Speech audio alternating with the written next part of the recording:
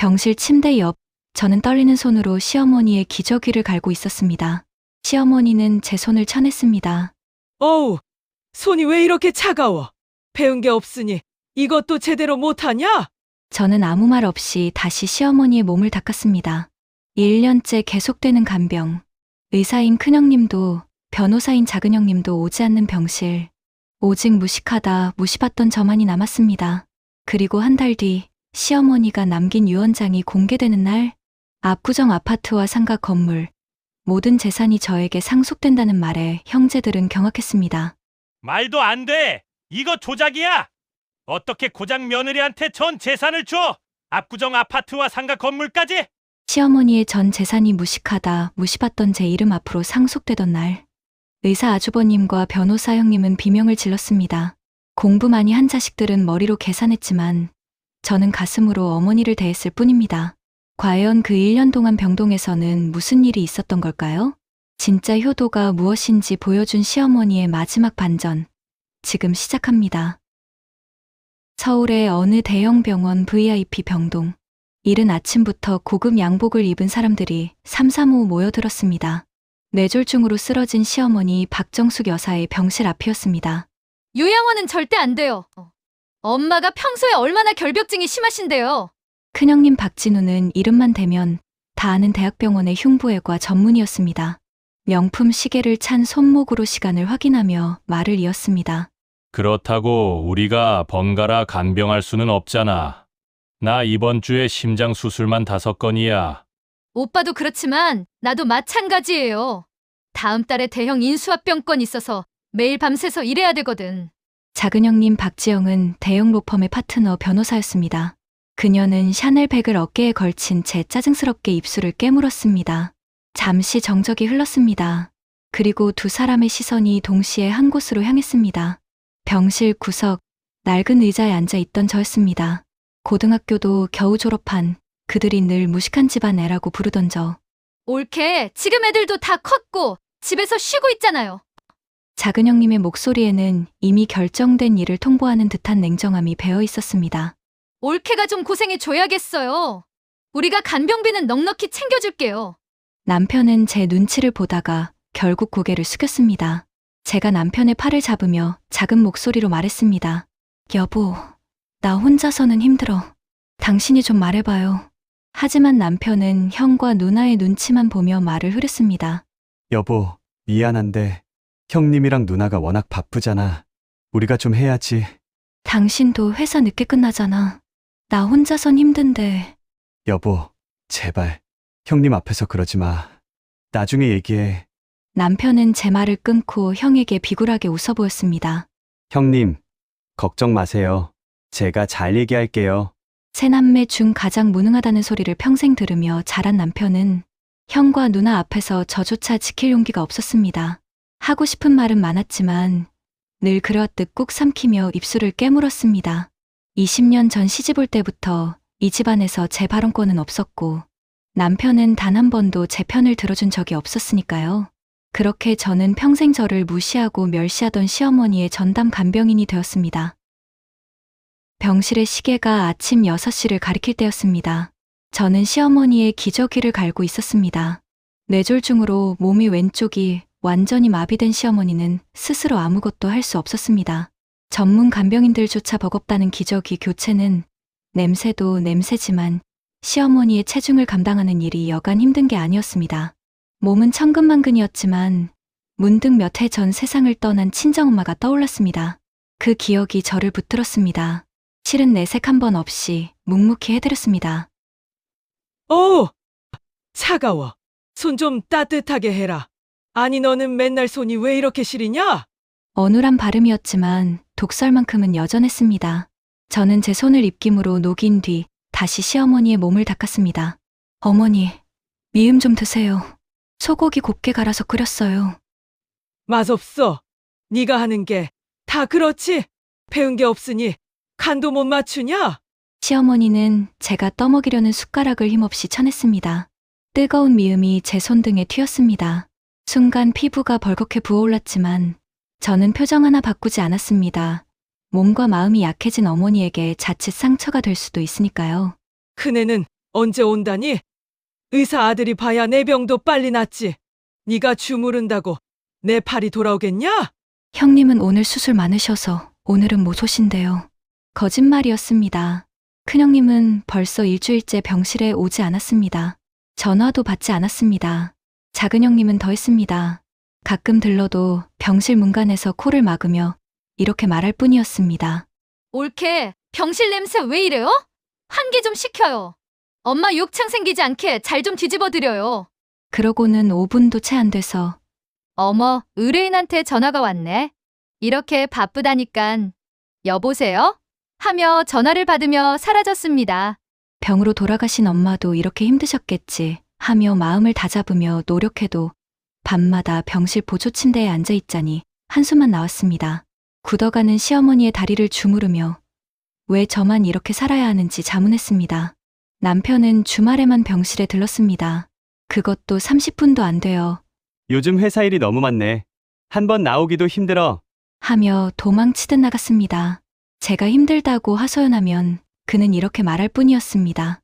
여보, 나도 알아. 근데 형님이랑 누나가 더 바쁘잖아. 우리가 좀 참아야지. 당신은 형님 누나 얘기만 하네. 나는 사람도 아니야? 여보, 제발. 나도 힘들어. 형님한테 또 찍히면 회사에서도 무시당한다고. 남편은 변명만 늘어놓고 병실을 빠져나갔습니다.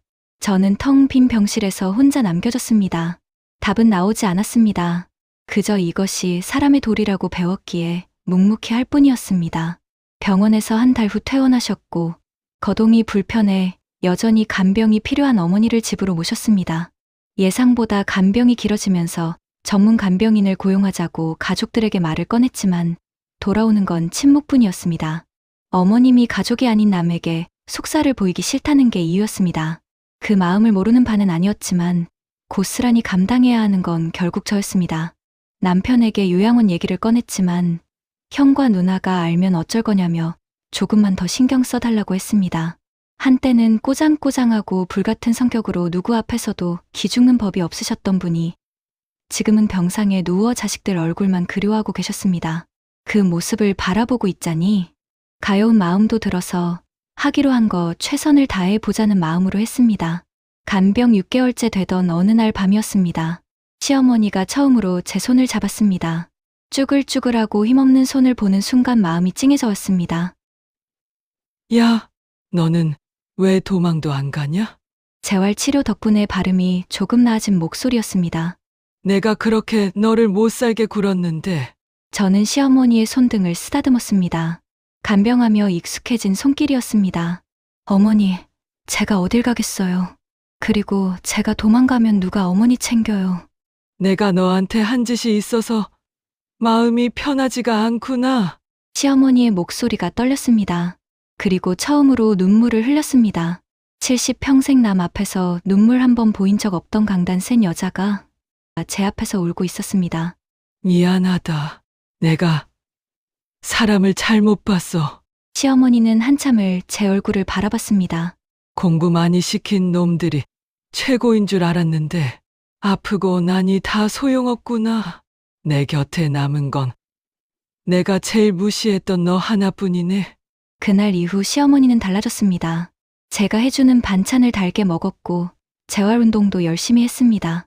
물리치료사가 감탄할 정도로 회복 속도가 빨랐습니다. 하지만 야속하게도 그것은 짧은 회복이었습니다. 석 달 뒤 시어머니는 갑자기 의식을 잃었습니다. 두 번째 뇌졸중이었습니다. 이번엔 더 심각했습니다. 의료진이 급하게 움직였고 가족들이 모두 호출되었습니다. 중환자실 앞 큰형님과 작은형님이 부랴부랴 도착했습니다. 1년 만에 보는 얼굴이었습니다. 상태가 어때? 큰형님이 담당 의사에게 물었습니다. 의사는 고개를 저었습니다. 이번엔 어려울 것 같습니다. 작은형님의 얼굴이 굳었습니다. 하지만 그 표정에는 슬픔보다 다른 감정이 더 짙었습니다. 불안함, 초조함, 그리고 묘한 기대감. 그럼 준비를 해야겠네요. 작은형님이 담담하게 말했습니다. 변호사 불러야죠. 유언장 확인하고. 저는 그 말을 듣고 가슴이 철렁했습니다.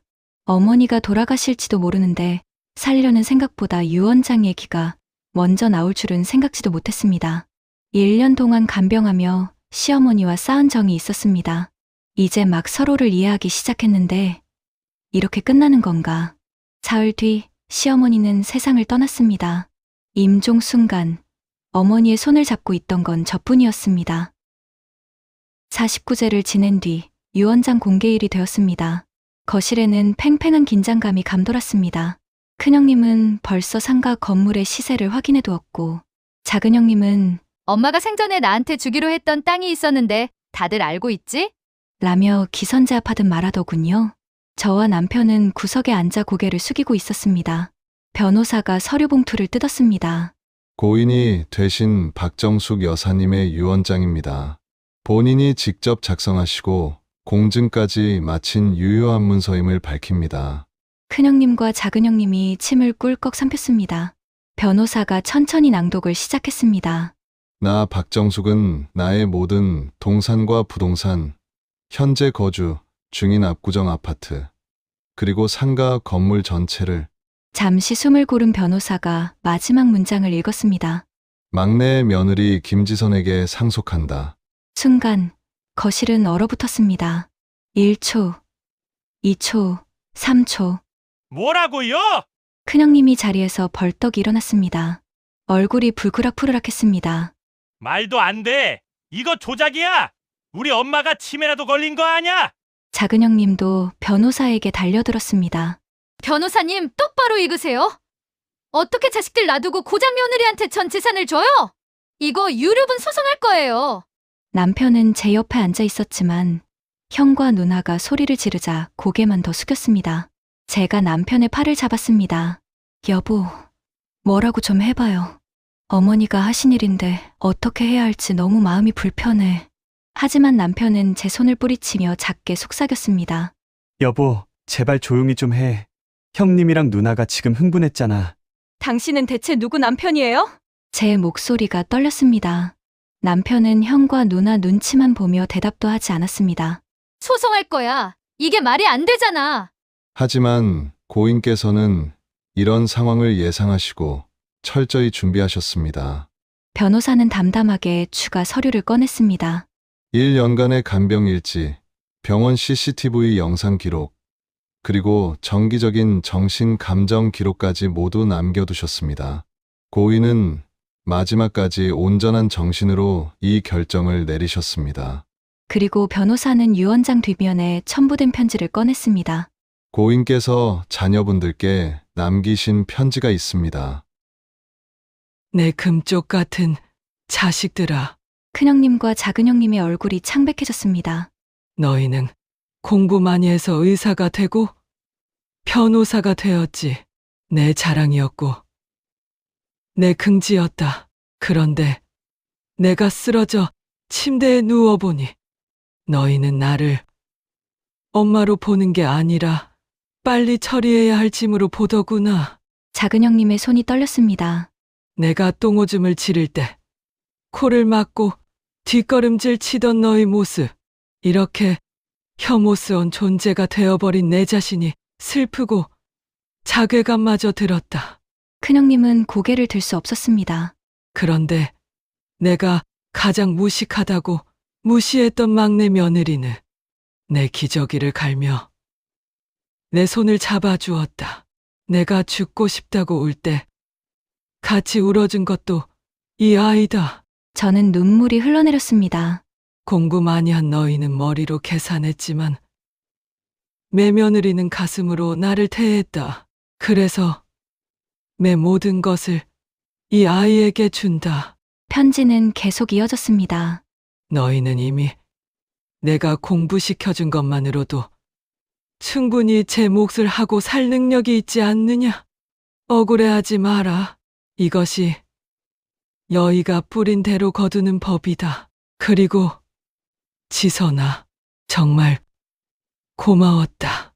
내가 남긴 유산 네 몫이니 당당하게 받아도 된다. 눈치 보지 말거라. 편지 낭독이 끝났습니다. 거실은 무거운 침묵에 잠겼습니다. 큰형님은 망치로 머리를 맞은 듯 소파에 주저앉았습니다. 작은 형님은 입술을 깨물며 눈물을 삼켰습니다. 남편은 멍하니 앉아 있다가 형에게 조심스럽게 다가갔습니다.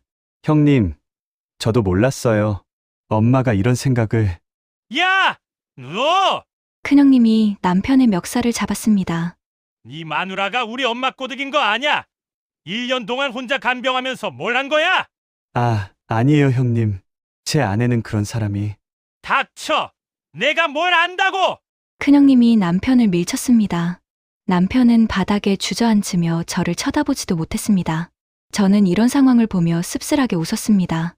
20년 결혼 생활 내내 이랬습니다. 남편은 늘 형제 편이었고 형님들은 아무리 똑똑한 머리로 계산기를 두드릴 줄만 알았지. 정작 중요한 사람의 마음을 헤아리는 법을 배우지 못했던 것입니다. 그로부터 석 달 뒤 큰형님과 작은형님은 유류분 소송을 하겠다고 난리를 쳤지만 시어머니가 미리 준비해둔 증거들 앞에 결국 꼬리를 내렸습니다. 변호사인 작은형님조차 승소 가능성이 없다는 걸 인정할 수밖에 없었습니다. 남편은 형제들이 떠난 뒤에야 저에게 말을 걸었습니다. 여보, 미안해. 내가 너무 당신 마음을 몰라줬지. 고생 많았어. 저는 남편을 바라보며 조용히 말했습니다. 20년 동안 한 번도 내 편을 들어준 적 없었잖아요. 이제 와서 미안하다고 하면 뭐가 달라져요? 나도 정말 힘들었어, 형님이랑 누나 사이에서. 저는 더 이상 말하지 않았습니다. 용서할 수도 용서하지 않을 수도 없는 20년이었습니다. 남편은 만류했지만 저는 그 재산으로 작은 도서관을 지었습니다. 시어머니가 생전에 바라던 일이었습니다. 나 같은 무식한 사람이 책을 읽었으면 자식들을 더 잘 키웠을 텐데. 시어머니가 말년에 했던 말이었습니다. 도서관 입구에는 작은 명패가 걸렸습니다. 박정숙 기념 도서관, 머리보다 가슴으로 읽는 곳. 형편이 어려운 아이들이 마음껏 책을 읽을 수 있는 공간. 누구도 무시하지 않고 누구도 차별하지 않는 곳. 저는 도서관 관장이 되었습니다. 처음으로 제 명함에 관장이라는 직함이 적혔을 때 가슴이 뜨거워졌습니다. 평생 남의 눈치만 보며 살았던 제가 이제는 누군가에게 존경받는 사람이 된 듯합니다. 그리고 저는 알았습니다. 돈보다 귀한 건 사람의 진심이고 머리로 하는 계산보다 중요한 건 가슴으로 쌓은 정이라는 것. 어디선가 시어머니가 미소 짓고 있을 것만 같았습니다. 이야기가 마음에 남으셨다면 구독과 좋아요 부탁드립니다.